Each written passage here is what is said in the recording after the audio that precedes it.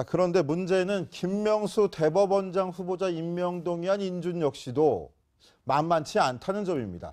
국민의당은 민주당 지도부의 발언들을 문제 삼고 있는데요. 어떤 발언들 때문일까요? 한번 직접 들어보시죠.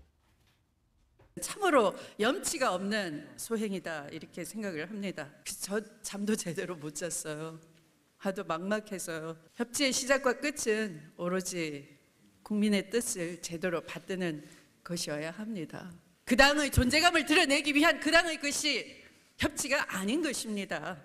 제발 백봉 선생님의 이름을 팔고 신사인 척하지 않았으면 좋겠습니다. 적폐 세력인 자유한국당의 환호에 함께한 국민의당을 보며 깊은 자괴감을 갖는 것은 저만이 아닐 것입니다. 강병규 기자, 네. 지금 더불어민주당의 양 투톱입니다. 추미애 대표랑 우원식 원내대표, 바로 저 발언들 문제 삼고서 국민의당이 일체 협의를 하지 않겠다 선언을 해버린 거네요. 네, 그렇습니다. 추미애 대표 이런 얘기도 했습니다. 최근 20대 국회 결정권은 우리가 가지고 있다는 안철수 대표의 그 말 이후에 상당히 강한 반응을 냈는데 이런 반응입니다. 국민의당이 땡깡을 부리고 있다라고까지 얘기했습니다. 골목대장도 하지 않을 짓을 한 것이다라고 이제 비판을 했는데 이에 대해서 국민의당 상당히 좀 흥분한 입장입니다. 추미애 대표 사과 안 하면 김명수 후보자 상정 논의 안 하겠다 이런 입장이거든요. 이게 지난번에 그 추미애 대표의 머리 자르기 발언 있잖아요. 국민의당 제보조작 사태. 그때에 이어서 제2의 머리 자르기 발언이다라고까지 지금 입장과 그런 얘기들이 오고 가고 있는 상황입니다. 자, 이수희 변호사 보기에 국민의당이 왜 자꾸 추미애 대표를 자꾸 걸고 넘어지는 걸까요? 추미애 대표가 좀 그 빌미 잡힐 만한 그 언어들을 쓰고 있는 것도 저는 문제라고 보입니다. 저 야당 대표도 아니고 여당의 대표이면 좀 이낙연 총리의 그 대정부 질문에서의 대응 태도도 좀 배울 필요가 있다고 보여요. 이렇게 여유를 가지고 좀 포용하는 모습도 보이고 그래야 되는데 언어가 굉장히 단어들이 굉장히 거친 단어들이 지금 계속 나오고 있죠. 저거는 여당 대표로서 저는 부적절하다 보이고 그것이 빌미가 돼서 국민의당 입장에서 계속 이제 저런 뭐 꼬투리 아닌 꼬투리 공격을 하게 만드는 것도 있는데 저는 국민의당이 원하는 거는 이제 그 캐스팅 보트를 주고 있다는 그 강한 존재감 부각도 있지만 청와대하고 뭔가 그 직접적인 그 의사 라인을 원하는 것이 아니냐. 뭐 저는 또 그런 생각도 좀 지금까지 출범 초기 이후부터 쭉 봤을 때 국민의당의 그 태도가 그런 것도 있는 것 같아요.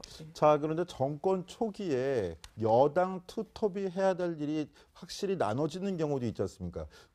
당 대표 입장에서는 정권 초기에 보태줘야 될 정책들을 강하게 밀어붙이기 위한 책임이 있고 원내대표는 협상력을 발휘할 책임이 있기 때문에 그렇기 때문에 당대표랑 원내대표 간에 좀 역할 분담이 이루어지고 있는 거 아닌가 이런 해석도 나오던데요. 근데 저는 그게 좀 지금 요구하는 시대하고 좀 맞지 않는다고 생각이 드는 게 문재인 대통령이 이제 초기에 그렇게 높은 지지율이 나왔던 것은 탈권위적인 모습을 보여줬고 소통의 모습을 보여주는 그게 이제 뭐 쇼잉이든 뭐든 그것이 지금 그 국민들이 원하던 모습이었고 그래서 이제 그런 지지율이 여론조사 결과가 나왔고요. 그러면 그런 바탕에서 추미애 대표가 보여줘야 되는 것도 저는 포용의 정치라고 보이거든요. 협치가 시대 정신이기 때문에 지금 또 거기다가 문재인 정권에서 지금 계속 뭐 적폐 세력, 뭐 적폐 청산 이래서 과거에 뭐 MB 정부 때 있었던 일까지도 지금 계속 그 이제 파헤치는 일들이 있단 말이에요. 이게 좀 개혁이라는 것이 피로도가 있어요. 그 국민 입장에서는 물론 그게 지지했느냐 아니냐를 떠나서 그런 상황에서 여당 대표까지 저렇게 좀 대단히 공격적인 그 언행으로 태도로 계속 보인다는 거는 저는 또 다른 그 피곤함, 피로감을 줄 수 있다. 그거는 시대 정신과 맞지 않는 거예요. 어찌 됐건 간에 지금 이수희 변호사 말씀대로 그동안 한동안 약간 안 보였던 적폐 문제가 김희수 헌재소장 후보자 인준이 실패로 돌아가면서 또 등장했었죠. 우원식 원내대표가 적폐연대를 언급하고 국민의당을 강하게 질타를 하게 됐었는데 그런데 강병규 기자 공교롭게도 국민의당은 추미애 대표를 더 공격하는 모양새인데 예. 추미애 대표 여기에 대해서 어떻게 입장이 좀 나왔습니까? 어떻습니까? 뭐 지금 우리 얘기를 들어보니까 결국 김명수 후보자의 인주는 추미애 대표의 입에 달려 있다라는 그런 생각이 드는데 지금 김현 대변인의 입장을 통해서 추미애 대표의 그런 입장을 좀 가늠해 보면 김현 대변인이 오늘 기자들과 만나서 이런 얘기했습니다. 사실 추미애 대표의 이런 얘기 국민의당이 좀 반발하고 나섰지만 대표가 직접 나서서 사과할 일은 아니다라고 딱 잘라 말했고요.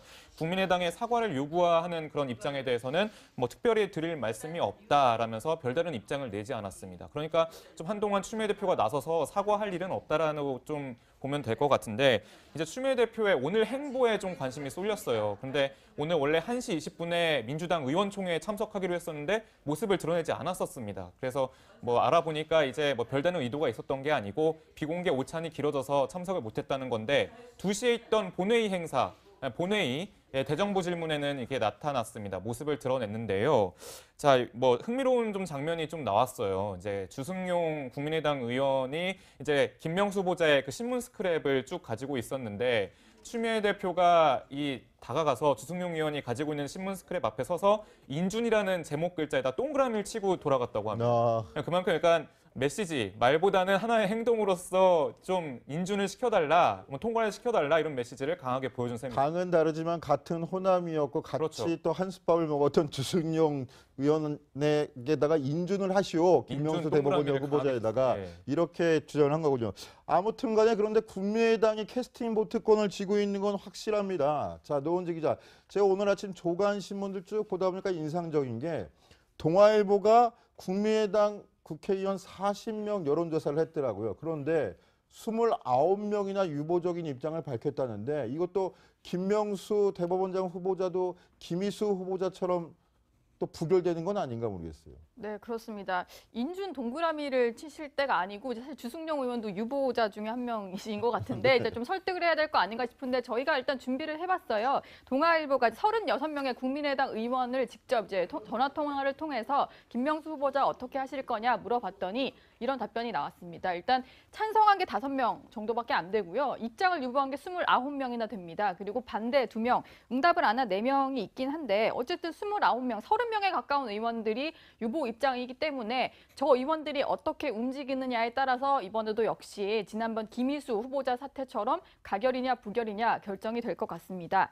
일단은 이제 법조계에서 김명수 후보자는 어떻게 평가하고 있는지 일단 이수희 변호사께 좀 여쭤보고 싶은데요. 저희가 일단 그 전에 앞서서 청문회가 이틀 동안 진행이 됐었는데 청문회에서는 과연 어떤 점이 논란이 됐었는지 여야 의원들의 목소리를 한번 모아봤습니다. 함께 보시죠. 대통령이 성소수자 인권에 대해서 서울대 인권법센터하고 같이 토론회한 거를 이 짧은 임명 동의서에 큰 업적이라고 써놓은 겁니다. 그런데 어제 본인은 청문회 답변 과정에서 후보자는 뭐라고 하셨습니까?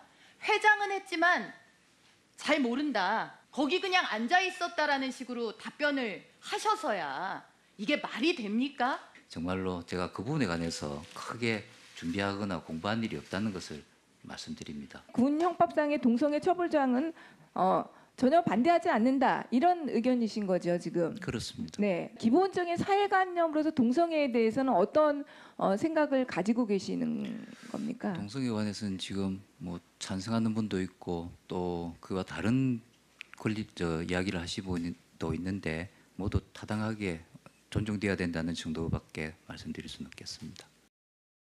네, 제가 조금 전에 추미애 대표 이야기를 하면서 호남 출신이다 이렇게 얘기했는데 추미애 대표 대구 출신이고 호남 며느리죠. 제가 그걸 착각했는데 정정해 드리겠습니다. 자, 지금 청문회 내내 김명수 후보자에 대해서 좌편향된 거 아니냐, 또 동성애 소수자 인권 중시한다면서 다수 인권은 어떻게 할 것이냐 이런 문제 제기들이 많았었는데 법조계에서는 좀 어떤 시각들입니까? 그러니까 이제 대법원장 후보자로 된 거에 대해서는 이제 그 좋게 표현하면 파격적인 인사인 거고 좀 부정적으로 얘기하면 이제 코드 인사인 거고 한 건데 우리법 연구회라는 게 이제 성향이 강한 거는 맞죠. 뭐 다른 뭐 정치인이라든가 시민단체에 비해서는 아니라 하더라도 사법부 내에서 그런 이제 좀 그 중립적인 성향이라든가 그런 걸 갖고 있는 것이 보통 이제 사법부인데 거기에서 좀 성향이 있는 강한 분들이라고 할까요? 좀 그런 드러낼 수 있는 게 이제 우리법 연구회니까 그런 면에서는 또 그런데 또 한편으로는 뭐 대법원장 후보자가 됐을 때 그렇지라는 이런 반응은 또 좀 아닌 것 같아요. 그렇습니까? 예. 그래서 제가 말씀드리기가 좀 조심스러운데, 그러니까 늘 그 영순위로 승진이고, 쟤는 뭐 저 사람은 뭐 대법관 될 거야, 대법원장 될 거야 이렇게 나름으로 이렇게 그 서로 얘기되는 사람들이 있는데 그런 거는 아니었던 것 같아요. 네, 그러면은 이수희 변호사께 한번 이것도 여쭤보고 싶은데요. 저희가 흔히 법원 행정처 마피아라는 이른바 행정처 마피아라는 비판도 있지 않습니까? 엘리트주의가 너무 심하다. 그런 면에서 김명수 후보자 같은 경우에는 그동안 두드러지지 않았고 행정처에 그렇게 오랫동안 몸담지 않았던 인물로서 좀 의미가 있는 거 아니냐. 그런 쪽에 문재인 대통령의 의지를 밝힌 거 아니냐 이런 얘기도 있던데 그런 부분은 어떻게 생각하세요? 그러니까 이제 그 노무현 정권 때도 그렇고 문재인 정권 때도 그렇고 이제 원하는 거는 검찰이든 사법부든 다 그동안에 좀 비주류였던 사람들을 대폭 전면에 그 전진시킴으로 해서 새로 개혁을 하겠다라는 게 기본 그 방향인 것 같아요. 그러니까 그 비주류가 전면에 나서는 데는 분명히 주류 쪽에 있던 사람들의 반발이 있을 수밖에 없는 거예요. 그러니까 주류가 옳다, 뭐 그르다, 비주류가 옳다, 그르다 하는 게 아니고, 그러니까 주류가 마치 그 주류였던 세력을 적폐라고 낙인을 찍는 이거는 옳지 않다. 다만 비주류였던 사람이 전면에 나서면서 뭔가 이 조직에 새로운 바람을 일으킬 수 있는 거는 긍정적이지만 그렇다고 해서 주류에 있던 사람들을 적폐니 뭐니 해서 낙인을 찍는 거 그거는 또 조직을 위해서는 좋지 않은 방향이라고. 자, 일단 그렇게 완전하게 이분법적으로 이 정부가 얘기하는 건 아니고 여러 가지 해석이 있을 만한 대목인 것 같습니다. 그런데 김명수 대법원장 후보자 사법개혁의 상징적인 인물로 각광을 받고 있는 건 맞는 얘기인 것 같습니다. 자, 노은지 기자, 어떤 이유 때문에 사법개혁의 핵심으로 불리는 건가요? 일단은 대법원장 자리가 상당히 중요하고 그래서 지금 이제 야권에서는 좌편향이라고 지적을 할지 모르겠지만 그동안의 어떤 법관으로서의 성향을 봤을 때 이 정부의 사법개혁 적임자다 이렇게 내세우고 있는 거죠. 그리고 대법원장 자리가 상당히 중요한데요. 사법부를 총괄하는 수장이다 이런 이유만이 아니고 여러 가지 좀 중요한 역할을 하고 있습니다. 일단 임기가 6년이라서 이번 정권 내내 함께할 그런 대법원장이 되는 거고요. 그리고 6년의 임기 동안 각종 인사 추천권을 행사를 하는데 우선 대법관을 추천하고 헌법재판관, 거기에다가 중앙선관위원과 국가인권위원 이런 자리들을 추천을 하는 자리가 바로 대법원장 자리입니다. 그래서 한국당에서도 계속해서 뭐 이 점을 우려를 하면서 대법관도 성향에 맞는 사람만 하지 않겠느냐 이런 얘기들을 하면서 우려를 나타내고 있습니다.